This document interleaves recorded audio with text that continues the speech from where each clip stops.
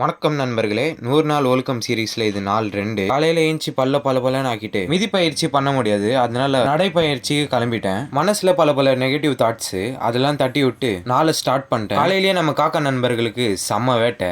பிறகு வீட்டுக்கு வந்து ஒரு காஃபியை நாக் அவுட் பண்ணிட்டு நம்ம மார்னிங் பிரேக்ஃபாஸ்ட்டுக்கு ரொட்டியும் தால். ஒரு ஆழ்ந்த ஆலோசனைக்கு பிறகு இன்னைக்கு காலேஜுக்கு லீவ் போட்டேன். நம்ம ஸ்கில் என்ஹான்ஸ் பண்றதுக்கு ஒரு சில கோர்ஸ் வாங்கியிருந்தேன். அது பார்த்துட்டு மேலே போலான்னு பார்த்தா பூனை செம ஸ்லீப். அங்கிருந்து நம்ம சேனலுக்காக ஒரு புது பேனர் ரெடி பண்ற ப்ரிப்பரேஷன்ல இறங்கிட்டேன். அது முடிச்சதுக்கு பிறகு திரும்பி ஒரு வாக்குக்கு கிளம்பிட்டேன். இந்த டயத்துக்கு கரெக்டா ஜிம்மு போக வேண்டியது. நம்ம சீரியஸ்க்கே ஃபுல் ஸ்டாப் வைக்கிற மாதிரி கை இந்த மாதிரி சம்பவம் பண்ணி விட்டுச்சு. அங்கிருந்து பார்க்ல கொஞ்ச நேரம் உட்காந்துட்டு டீ குடிக்க வந்துட்டோம். இப்போலாம் டீ கடையில அந்த டீ டேஸ்டே வரமாட்டேங்குதுங்க. ஒரு காலத்துல நானும் இதுல புலியா இருந்தேன். அங்கிருந்து வேற பார்க் வந்து பார்த்தா காத்தம் சிட்டில இருந்து தப்பிச்சு வந்த பூனைக்கு பாய் சொல்லிட்டு அங்க இருந்து கிளம்பிட்டோம். இந்த சீரீஸ்ல நிறைய விஷயம் பண்ணலான்னு இருந்தேங்க, ஆனா ஃபுல் ஸ்டாப் வச்ச மாதிரி ஆயிடுச்சு. இதே வேற யாராவது இருந்தா இப்போதைக்கு ஸ்டாப் பண்ணிருப்பாங்க. ஆனா நான் வந்து ஒரு விஷயத்த ஸ்டார்ட் பண்றேன்னா அது முடிக்கிற வரைக்கும் விட மாட்டேன். இன்னும் 98 நாள் இருக்கு. எல்லாருமே எனக்காக ப்ரே பண்ணுங்க. நம்ம அமானுஷ பார்க்ல ஒரு சிட்டிங்க போட்டு இவன் பேசிட்டே இருக்கும்போது காலேஜ்ல நடந்த சம்பவத்தை சொல்ல கிளாஸ் கட் அடிக்கலான்னு சொல்லிட்டு ஆதித்யா டிவி இன்டர்வியூக்கு போயிட்டு பல்ப் வாங்கிட்டான். அங்கிருந்து நம்ம பூனைக்கு சாப்பாடு வாங்கிட்டு வீட்டுக்கு வந்துட்டேன். மேலும் அடுத்த வீடியோல சந்திக்கலாம்.